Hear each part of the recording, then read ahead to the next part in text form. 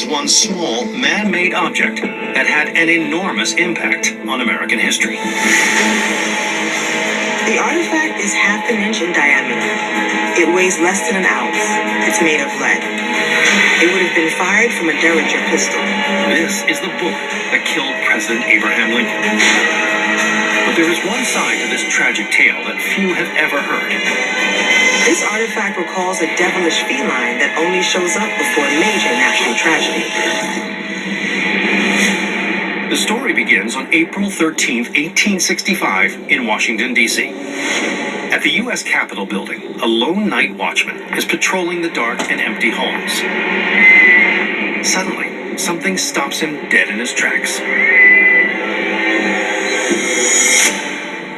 The guard hears his mewing, and so he goes to investigate. Down one of the long corridors, he spies a small, shadowy shape moving towards him. It appears to be a tiny cat. But as the feline form approaches, it grows increasingly menacing. With every step, the cat becomes bigger and bigger, until it's as large as a tiger. The shadow looms over the guard. He covered his head, cowering in fear. He thought it was all over for him. But then he opened his eyes, and the cat was gone. The trembling guard flees, and later that night, he recounts the tale of his terrifying encounter.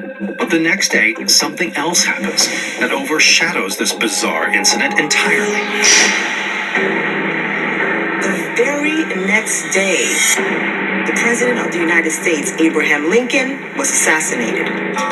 In the wake of the 16th president's sudden death, the demon cat is all but forgotten. But over the years, legend has it that it returns always at a very particular time. It seemed like witnessing this terrifying apparition always led to a national tragedy. On the night of October 28, 1929, another night watchman is doing his rounds when he hears a low, rumbling growl and spots a menacing silhouette. Again, as it comes closer to him, it gets bigger and bigger. And then the shadow vanishes. The very next day, the stock market crashed and the world was plunged into the Great Depression.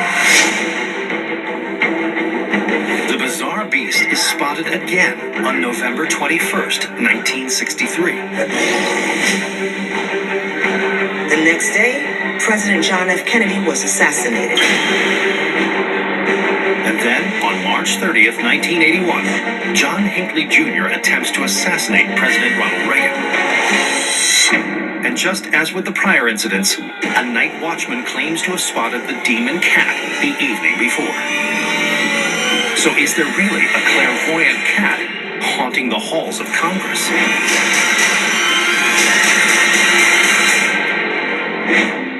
Some historians point out that real-life cats did once prowl the hallowed halls of the Capitol. There were a lot of vermin and mice throughout the Capitol building, so the cats were kind of brought in to get rid of that problem. Perhaps the demon cat was simply an ordinary tomcat passing by a light, which could explain the sinister shadow.